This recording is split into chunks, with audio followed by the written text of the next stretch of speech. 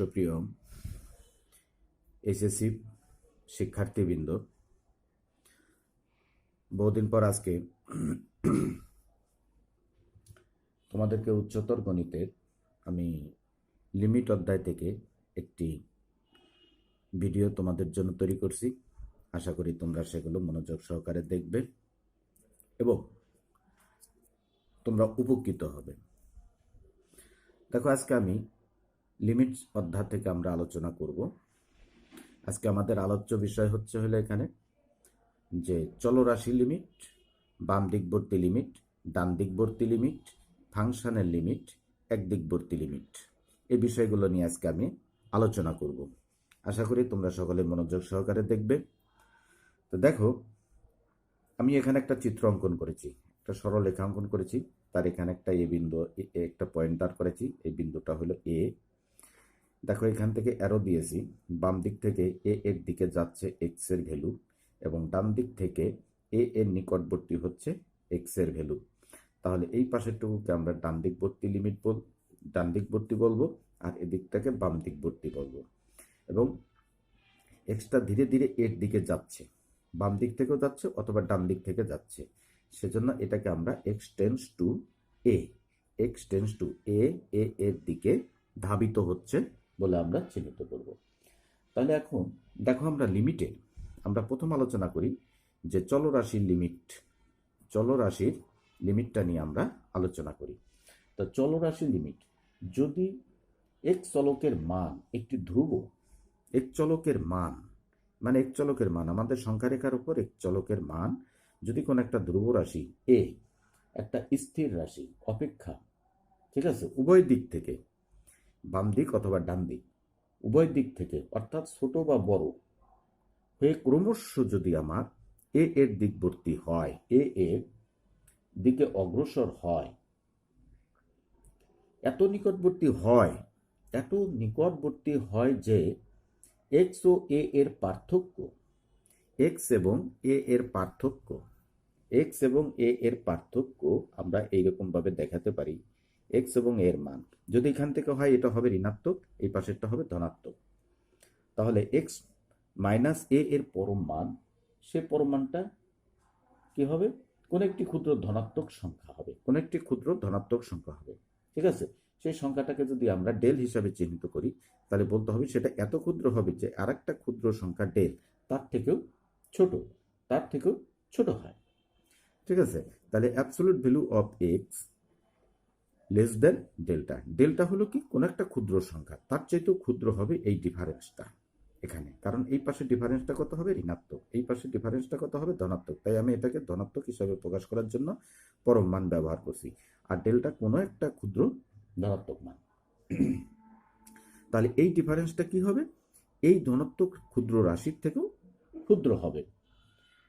তবে তখন আমরা কি বলবো? এ কে, এই এ ধ্রুব সংখ্যাকে এক্স এর লিমিট বলবো। তখন আমরা কি বলবো? এ কে এক্স এর কি বলবো? আমরা লিমিট বলবো, ঠিক আছে। তখন আমরা একে এক্স এর লিমিট বলবো এবং সেটাকে প্রকাশ করা হবে কি দিয়ে? এক্স টেন্ডস টু এ দ্বারা প্রকাশ করা হবে। তাহলে তোমরা এখান থেকে এটা বুঝলা। কিন্তু এখানে একটা বিষয় এখানে জানবা যে এটা দ্বারা কি বোঝাচ্ছে মূলত? এক্স টেন্ডস টু এ দ্বারা, এটা দ্বারা কি বোঝায়? এত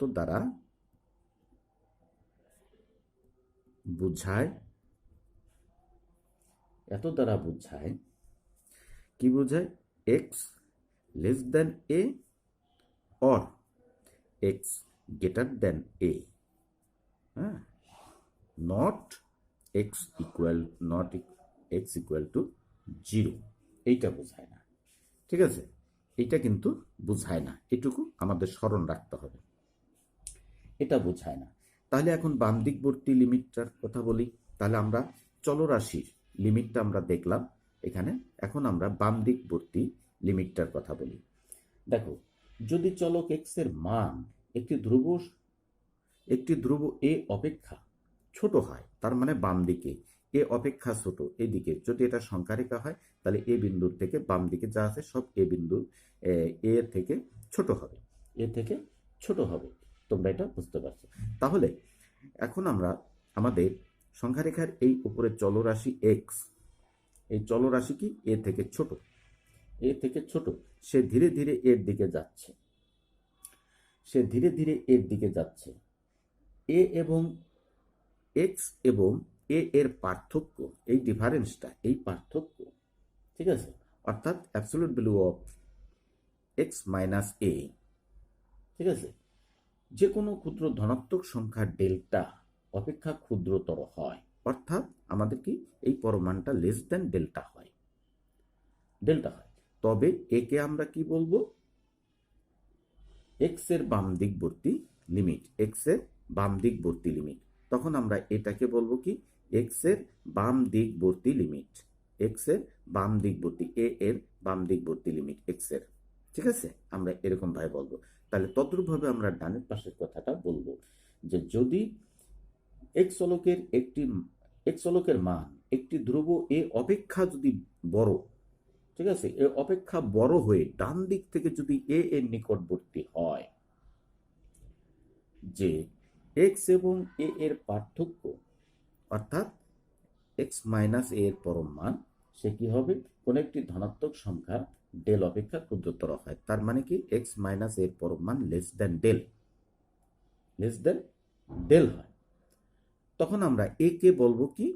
যে এ কে বলবো এক্স এর ডান দিকবর্তী লিমিট, ডান পাশের যে এক্স গুলো আছে তার লিমিট, ঠিক আছে, এটা আমরা বলবো। তাহলে আমরা এখান থেকে, হ্যাঁ, তাহলে তোমরা এখান থেকে দেখতে পেলাম যে চলরাশির লিমিট আমরা বুঝলাম এখান থেকে, এবং চলরাশির ক্ষেত্রে আমরা বাম দিকবর্তী এবং ডান দিকবর্তী লিমিটগুলো আমরা এখান থেকে দেখলাম। তাহলে চলো এবার আমরা ফাংশনের লিমিটটা বোঝার চেষ্টা করি, ঠিক আছে। ফাংশনের লিমিট দেখো, আমি এখানে একটি ফাংশন উপস্থাপন করে রেখেছি। সে ফাংশনটা কত বলা হচ্ছে? কত? F of x equal to x square minus 4 divided by x minus 2, এটি একটি ফাংশন, ঠিক আছে। আমাদের এখানে এটা একটা ফাংশন। তাই এই ফাংশনের ক্ষেত্রে আমি এখানে একটা চিত্র ড্র করছি। দেখো যে এক্স অক্ষ, ওয়াই অক্ষ, এখানে একটা রেখা আছে, ঠিক আছে, তার চলরাশিগুলো আমার এই বরাবর যাচ্ছে, ঠিক আছে, চলরাশিটা আমার এই বরাবর যাচ্ছে। তাহলে এখন এই জায়গার একটা বিন্দু দেওয়া আছে যে x equal two 2, x equal two 2, কারণ আমরা জানি এই রাশিটা এখানে এক্স ইকুয়াল টু 2 হলে পরে আমাদের এই রাশিটা কি হবে? অসংজ্ঞায়িত হবে, ঠিক আছে, নিচে আমাদের জিরো চলে আসে। আমরা জানি কত? Something by zero, something by zero equal to আমাদের কত হয়? অসীম। আবার যদি আমি এক্স ইকুয়াল টু 2 এই ফাংশনে বসাই, তাহলে দেখো আমাদের এখানে কত আসে? 0/0, ঠিক আছে। এইগুলো সবই কি আমাদের অসংজ্ঞায়িত, আনডিফাইন্ড, ঠিক আছে, অসংজ্ঞায়িত, এগুলো আমরা জানি। তাহলে এইরকম রাশি আসলে আমরা এগুলো জানি। তাহলে এখন দেখো এই ক্ষেত্রে আমরা ফাংশনের ক্ষেত্রে আমরা একটু বোঝার চেষ্টা করেছি এই ফাংশনের ক্ষেত্রে আমাদের পরিস্থিতিটা কি দাঁড়ায়। আমরা এখানে দেখেছি এই ফাংশনটা যদি আমার এইখানে হয়, তাহলে দেখো এক্স ইকুয়াল টু, যদি আমি এই বিন্দুর এক্স ইকুয়াল টু 2, আমার এই রেখার যেখানে আমার এক্স ইকুয়াল টু 2, এক্স অক্ষের যে বিন্দুতে 2 আছে, ঠিক তার উপর বরাবর রেখাকে যেখানে স্পর্শ করছে সেই বিন্দুতে আমার কি ভুজটা কত হবে?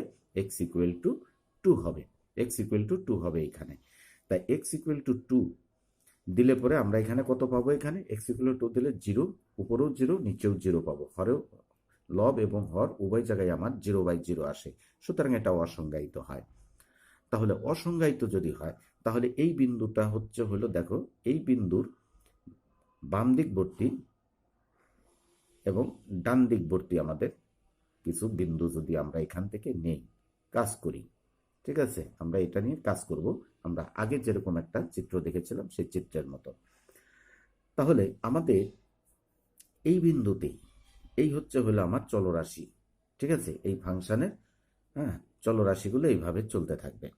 তাহলে দেখো এই এক্স ইকুয়াল টু 2, আমরা যদি এই দিককার কোনো একটা বিন্দু এই দিক বরাবর থেকে যদি নেই এবং এই দিক বরাবর যদি ডান দিক থেকে যদি আমরা বিন্দুগুলোকে যদি চিহ্নিত করার চেষ্টা করি, তাহলে দেখো এক্স ইকুয়াল টু যদি 1.9 হয়, এখানে এক্স ইকুয়াল টু 1.9, তার মানে 2 নয়, 2 এর বাম দিকে কোনো ফাংশন, তাহলে এই বিন্দুটা যদি এই এক্স ইকুয়াল টু 1.9 এই মানটা যদি আমরা ফাংশনে বসাই, তাহলে ফাংশনের ভ্যালু পাবো কত আমরা?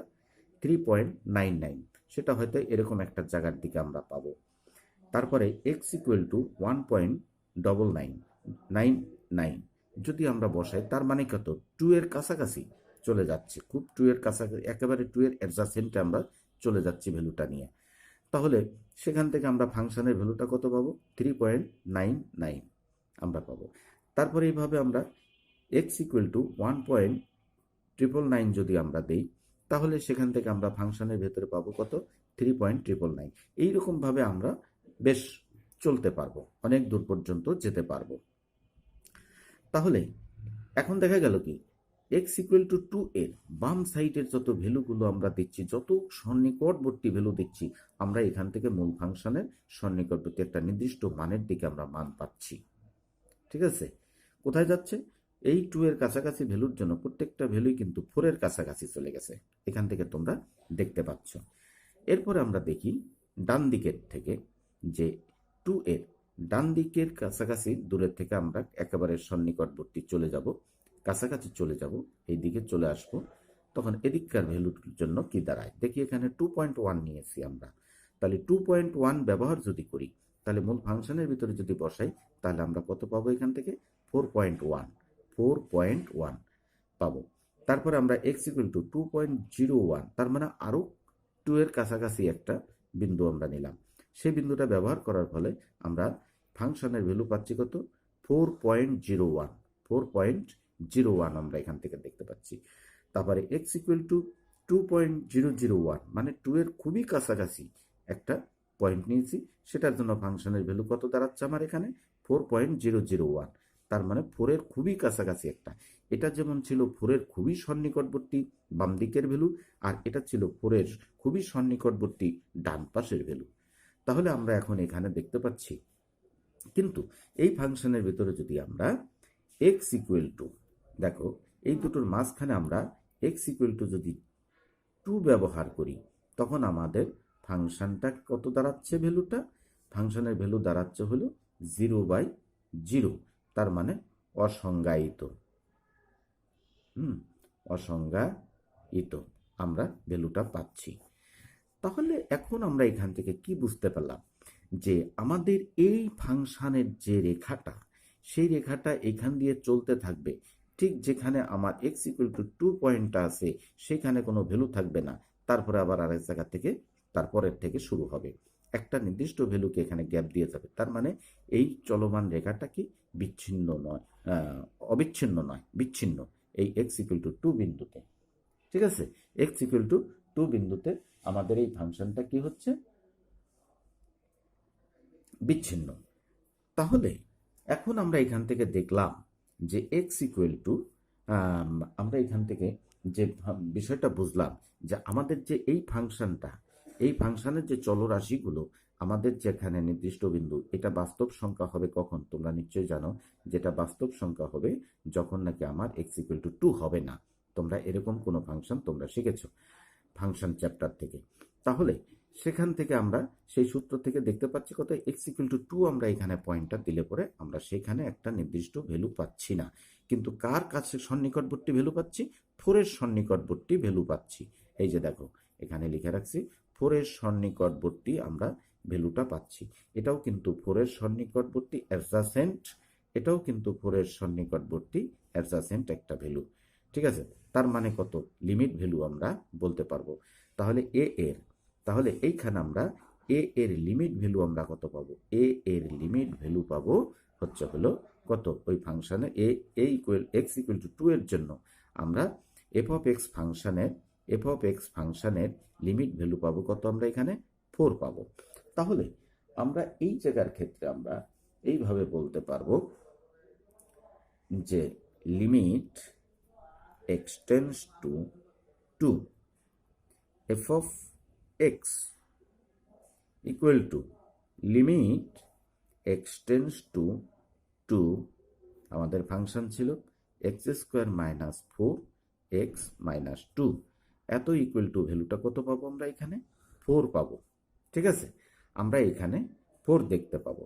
তাহলে আমরা এইভাবে আমরা ফাংশনটাকে আমরা একটা রূপ দিতে পারি যে যে লিমিট আমাদের এখান থেকে লিমিট এক্স টেন্স টু যদি আমার এ ভ্যালু হয়, এর দিকে যায়, তাহলে কোনো একটা ফাংশনের ভ্যালু যদি এল এর দিকে যায়, তাহলে এই ফাংশনের এক্স টেন্স টু এ এর জন্য এরপর এক্স ফাংশনের লিমিট ভ্যালু হবে কত? এল হবে।